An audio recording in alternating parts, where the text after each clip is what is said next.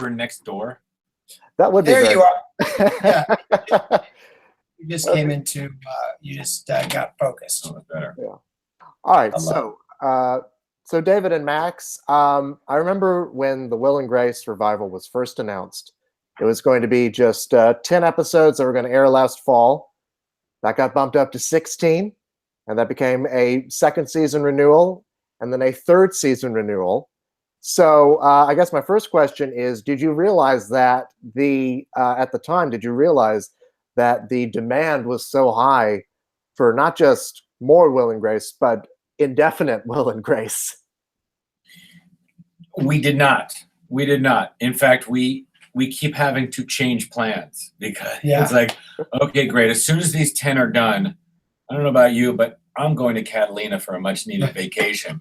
Right. And then it was like, oh, we got 12. But so then after that 12, I'm going to Catalina for our club, for our, so we can wear this fez without shame. Oh, is that what the Catalina thing is? Yeah. You know, it was weird. I mean, we'd cancel it. Really, when we did the vote honey, you know, the first thing, that was when we told each other this was just this one-off thing. We were going to revisit this for a minute, and you know, to answer your question, did we know there was demand? No, we weren't thinking that way. In the same way that we've never had a meta thought process about this show in any way. We've written it, you know, small, and we've thought of it small, and maybe that's been the thing that's worked for us because we're not getting ahead of ourselves. Mm-hmm. Well, so I mean, you mentioned the election video that you guys did that sort of kicked this whole thing off. So tell us a little bit about the origins of the revival. Well, that went down because the election was happening, and you know, I was feeling very helpless. And what could I do to be a part of helping the candidate that I wanted to win? And at the same time that was happening, the set, which had been donated to Emerson College, my alma mater, it was behind glass in Boston. It was coming back to LA because the building that it was housed in was being torn down. So it was just all very timely. I was talking about this in the back of a cab with my husband, and he said, you know, you could do the show. I said, if we still had the show, we could write about this, and we could say things that mattered and that people would hear. And my husband Eric said, well, you know, you do have the set, and if you and Dave called the actors, maybe you could do an election video. And that's how it all started. And so but then when we were done with it, we thought, you know what, that was fun, that was worthwhile, but now it's over with. Let's go to Catalina, right? Right. And you've got to stop using Catalina, because is that about the hats? I have no. I just imagine I don't know why a gathering. I imagine a gathering of like these guys. What is this, like Kiwanis or? Yeah, these are Kiwanis, or something like that. Yeah. Okay. So it's Catalina. At the Avalon Ballroom. That's right. The Avalon Ballroom in Catalina. Maybe where we've spent exactly 0 time, but yeah. So it's like we're done, and then you know, we got a phone call to go have lunch with Bob Greenblatt, the head of NBC, who said, you know, why not just do this? Let's just do 10 of these, and we said if everybody's on board, we're on board. You know, the actors and Jimmy, and it didn't take long for them to agree to do it. I mean, so much of why this has all happened is because Bob Greenblatt, you know, he loves the things that he loves, you know, and this is a guy that cares about theater and art. And this was lucky for us. This was one of the things that he always liked and he wanted to be a part of, and it presented itself, and he made this happen. It's because of Greenblatt that we're here. So you guys got the cast back together, and obviously this would not work if you did not have Will and Grace and Jack and why am I blanking on Megan Mullally's name? Karen. Thank you. So talk about bringing them back together, and what was the energy like when the group got back? I mean, did it take some time getting back into character, or was it just like that? I mean, I think the actors would say, like Deb said, "Oh, I needed to find her again," but to us, it seemed like they really picked up where they left off, and it had the strange effect of kind of compressing time because it did not feel like 11 years had elapsed at all.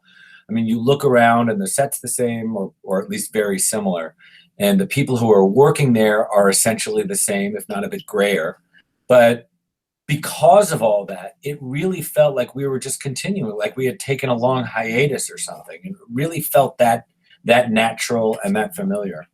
It's only Deborah that says that, but I again, it kind of goes back to your initial question. This worked because the minute that they were standing on that stage, they had it. They had this. This was in the same way that David and I hadn't written the show in 11 years, and we scheduled a time to write that election video. We sat down, we wrote it. We wrote 15 pages in a couple of hours. It was like riding a bike. Well, I was going to ask. I mean, for you guys, getting back into get that. Get my phone. Read your text. Oh, sorry. No, not you. Not you. Sorry, I have my phone next to me. Read your text. Anyway, for you guys, getting back into the writer's room. I mean, you talked a bit about this, but getting back into that writer's room, coming up with the story ideas. Take us inside there. Well, at that time, it was two people who had been there from the very beginning of the show, John Canale and Tracy Poust, a guy named John Quaintance who we'd worked with for years and years. Alex was back. There were a lot of familiar people and a lot of people we had also worked with before. And so there was a familiarity and a comfort factor. And we just sort of proceeded the way we always did, which is basically you sit down in the room, you think, how are we going to procrastinate? I know, let's just talk about our lives and what we've been doing since the last time we saw each other. And from there came a bunch of stories, right? As they always did. Now we wanted to think in terms of like, where do we want these characters to go this year? What do we want the arcs of the season to be? And to that extent, there were certain tent poles that we wanted to hit. But for the most part, it really was just a question of everybody sitting down and reaching some kind of consensus, or at least when the germ of an idea or a story that somebody has about his or her own life comes out, you say, people recognize, oh, that's the germ of something interesting. That can be a story right there. And then we just proceed from there. Mm-hmm. The other great collaborator that you guys have had from the very beginning is James Burrows, who has directed every single episode of your series from the very beginning to the very end. Talk a bit about working with him, what he adds to the show, how he works with the cast, how he works with you guys. Jimmy's just, as you say, he is a member of this family, and he's a very specific part of the process. He comes in after everything has been written, and then he tells us what's wrong with it. Yeah, he tells us what's wrong with it. As he says, he doesn't even necessarily tell us how to fix anything. He just knows because he's been, making television since it was generated by candlelight, and he knows what's wrong, and then it's our job to figure out how to fix that. Well, I got to go to one of your tapings actually for the wedding episode with Bobby Cannavale, and it was really fascinating watching the way that you guys work together. In between takes, huddling up and coming up with new jokes, and then talking to Jimmy and talking to the cast, and then finding new ways to work on material. So take us onto the set and give us a little bit of how you craft an episode of this. Well, we feel like we make the effort always during the week to get the script into the best possible shape that we can, and the story works. By the time the day comes around that we're going to film the episode, that story is in pretty great shape. But it's funny because that week that you came for that particular episode, you know, we were having a tough time. Yeah, we were having a rough time that day because there was something about that set. It had finally been completed. Earlier, we had seen it on, you know, it hadn't been dressed. It was just sort of a big open space. And it was hard for us to determine how well the bits were going to work and how it was all going to play. And then on that particular night, I remember thinking, it's not playing as well as we thought it would. How can we arrange it right now so that we can cut the parts out that may not look as good in the editing room or may not feel good in the editing room? That was a lot of that particular evening. It was usually the huddle is a lot more about beating jokes on the floor and refinement, like fine tuning. That particular week, it was more about the changes were a bit more wholesale than they usually are. But I also think we did in this iteration of the show.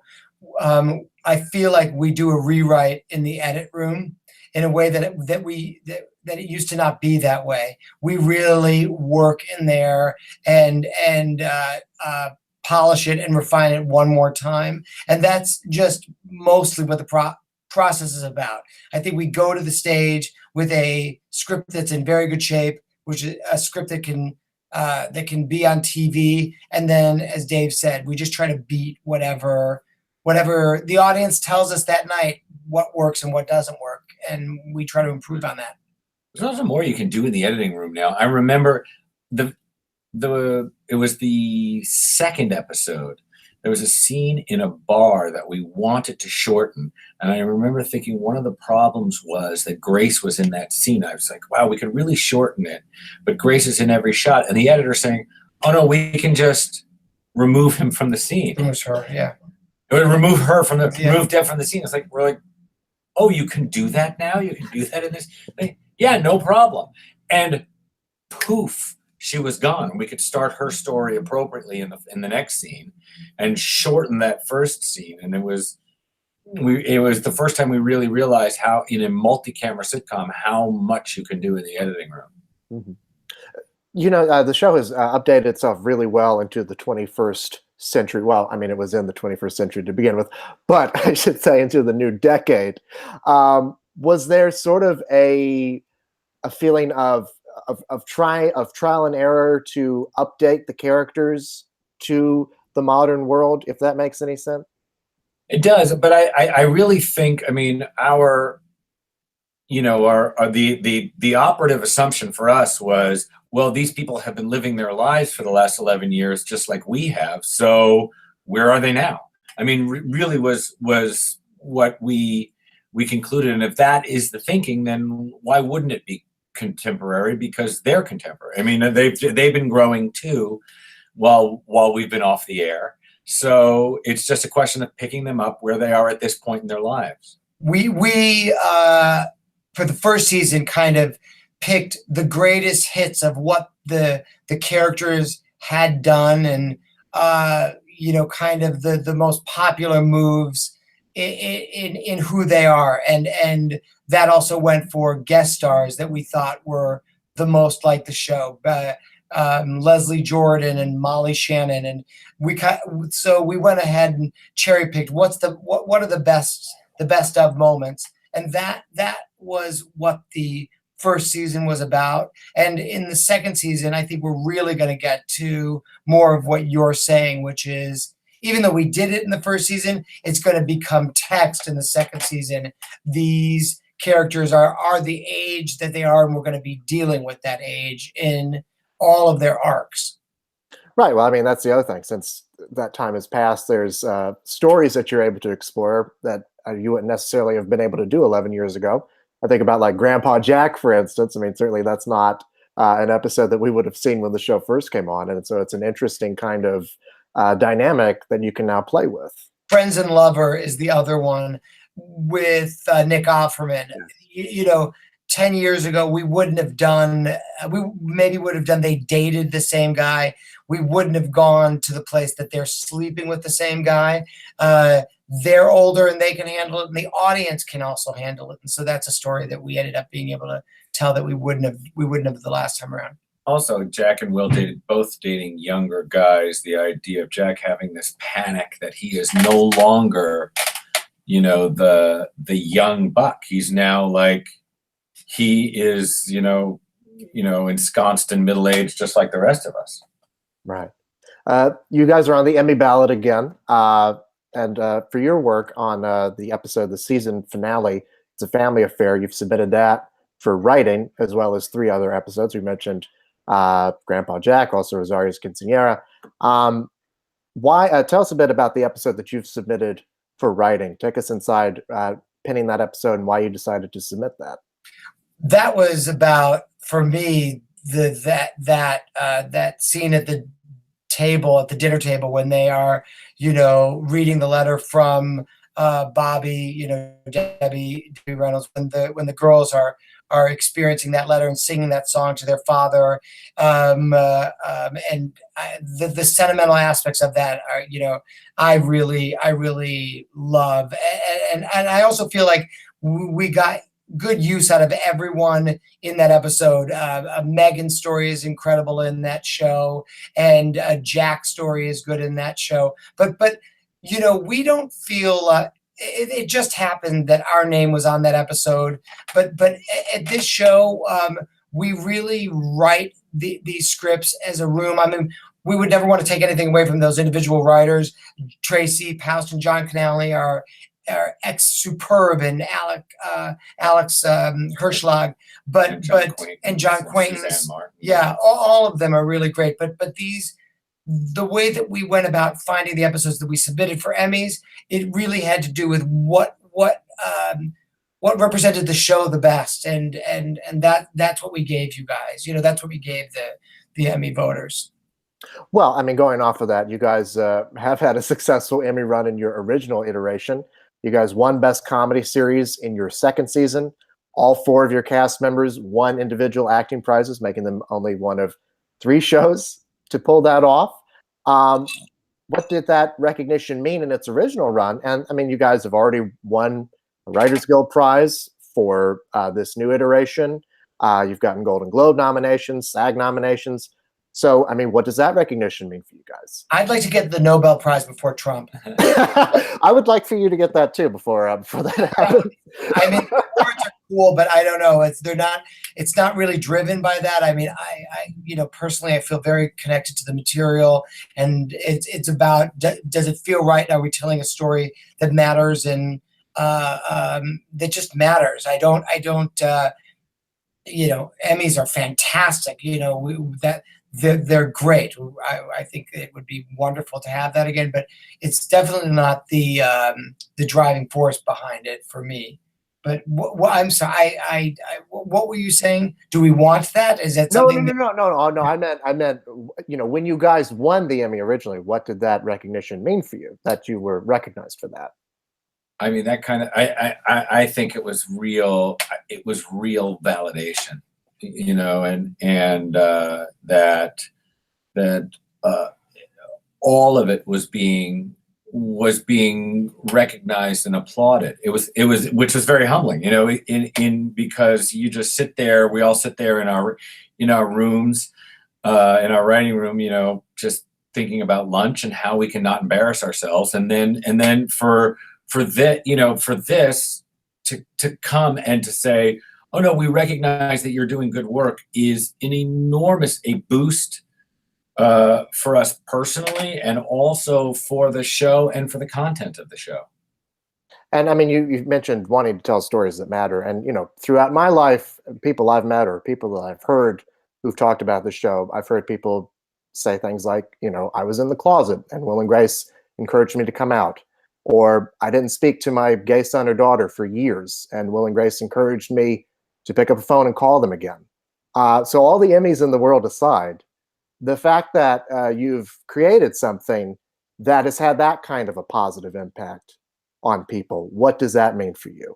Well, it's the most gratifying thing that you can possibly hear. And I think it also points out the importance. I mean, because I hear those stories, I feel like I feel like it just shows the importance of representation. If people need to see themselves in that public cultural sphere. And I think it's really good, whether you're gay or whether you're a minority or whether you're whatever the situation is, and it makes for more interesting stuff. If you're not represented on the air, it means that there is some kind of a deficiency, or there's a glut of imagination, or there's or rather a dearth of imagination, and a dearth of representation out there, because those are all interesting stories waiting to be told. People relate to it, and it matters. This is this is the stuff that matters to me more this time around. I wasn't in touch with what it meant to anyone the last time we did the show, probably because I was younger and we were just in it, and you had not experienced 10 years of people saying some of the things that you're talking about. You just are. We had this 8-year run where we were writing, and we were in a writing room for those 8 years, and that's what we were focused on. And to hear people talk about what it meant to them, that now only now am I starting to let that let that in a little bit. Well, I had a guy over for dinner last night who was at a dinner party, and he told me that this was a show that he was able to watch with his parents. He was closeted, but his parents could watch, and they could laugh at one thing, and he could watch and have a completely different experience, and they could all be in the same room together, and how much that meant to him, and that to me is the most gratifying. Well, I can tell you that for me in my life and with my friends, or as Jack calls them, the family that you choose, the show has had a tremendous impact. And so I'm so glad that you guys are back on the air. Thank you both so much. And congratulations. Thank you. And thank you for saying so. We appreciate it. Thank you. Okay.